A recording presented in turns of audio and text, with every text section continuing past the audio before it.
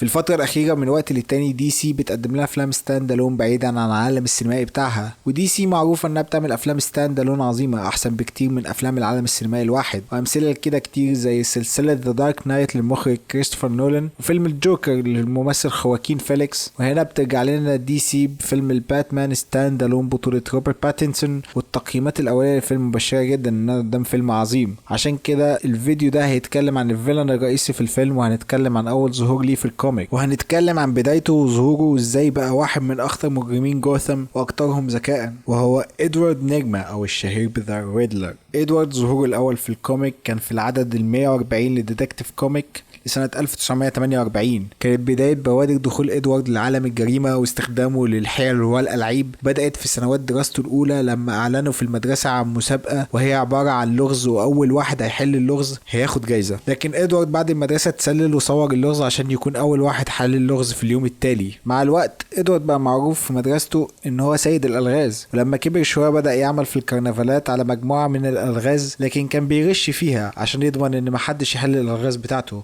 وبدأ يشوف ان الكرنفال مش هيرضي طمعه، فقرر يتجه للجريمة عشان يخدع البوليس وباتمان، وبدأ يصمم الزي بتاعه وسمى نفسه ذا ريدلر، وبدأ يجهز لأول هجوم ليه. وفي ليلة في مدينة جوثام كان المواطنين بيتفرجوا على لوحة الإعلانات على لغز مقدمها شركة منظفات، وفي الأثناء دي بيدخل إدوارد على أوضة التحكم لشاشة الإعلان ويبدأ يكتب اللغز بتاعه، وهي عبارة عن كلمات متقاطعة، وكتب تنويه في نهاية اللغز بيقول فيه انه بيتحدى باتمان يحل اللغز ده لجريمة هتحصل النهاردة. باتمان وروبن بيتجهوا بسرعة على أوضة التحكم علشان يلاقي الراجل المتحكم في الإعلان لشركة المنظفات مربوط، وبيقول لروبن وباتمان ان هم وصلوا متأخر وان هو هرب. باتمان بيقرر انه يقبل التحدي ويبدأ يحل اللغز، ويبدأ يترجم ان الهجوم الأول هيكون في شارع اسمه بازن ستريت، لأن الكلمات المتقاطعة كانت بتقول بازن ستريت بانكويت. وبيطلع ان عمدة جوثام محضر مأدبة خيرية في أوتيل في الشارع عشان يقتحم باتمان المأدبة ويسأل العمدة عن ظهور ذا ريدلر، علشان يقطعهم ضابط شرطة ويقول لهم ان ماسورة المياه الرئيسية اتكسرت وغرقت بنك قريب من الشارع، علشان يكتشف باتمان انه كان قصده من اللغز بانكويت مش بانكويت.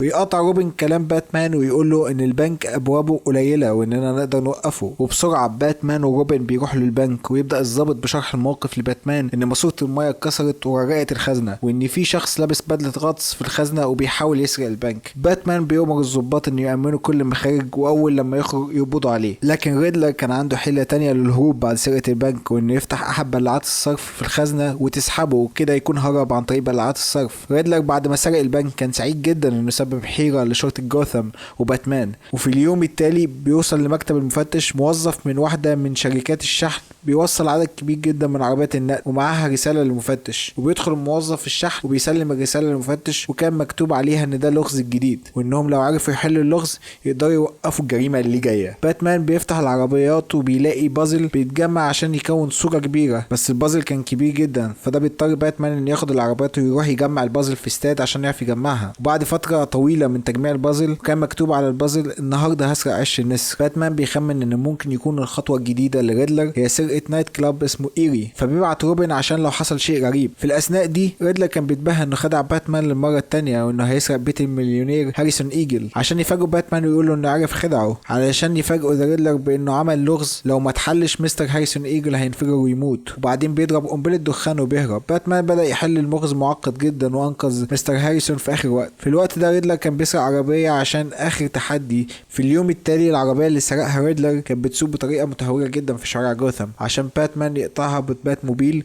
ويوقفها وينزل يلاقي مكتوب عليها اللغز الجديد. وبعدين بنتنقل ان ريدلر كان في مدينه الملاهي وبدا يهرب من باتمان وروبن لمتاهه زجاجيه. باتمان وروبن بيدخلوا المتاهه الزجاجيه وبيلاقوا صعوبه في الخروج منها، لكن ريدلر بيخرج وبيقفل عليهم من بره، وكمان زرع متفجرات في المتاهه تنفجر لو باتمان ما هربش. باتمان حاول يكسر الالواح الزجاجيه لكنها كانت سميكه جدا، فجات له فكره انه يحرق السجاده الارضيه اللي سخن الحديد اللي ماسك الالواح الزجاجيه وخلاها تتمدد، فقدر باتمان يبعد الالواح عن الفريم وبيهرب قبل الانفجار. ولكن بعد الانفجار باتمان وروبن بيدوروا على ريدلر بس مش بيلاقوه، وبيلاقوا علامه استفهام في الميه، فبيخمنوا ان ده لغز جديد هو سابه لهم. وبتنتهي الكوميك هنا. مع الوقت اصبحت شخصيه ريدلر شخصيه سوداويه واصبحت شخصيه شريره جدا. عرفوني في التعليقات انتم مستنيين ايه من شخصيه ريدلر في فيلم باتمان الجديد.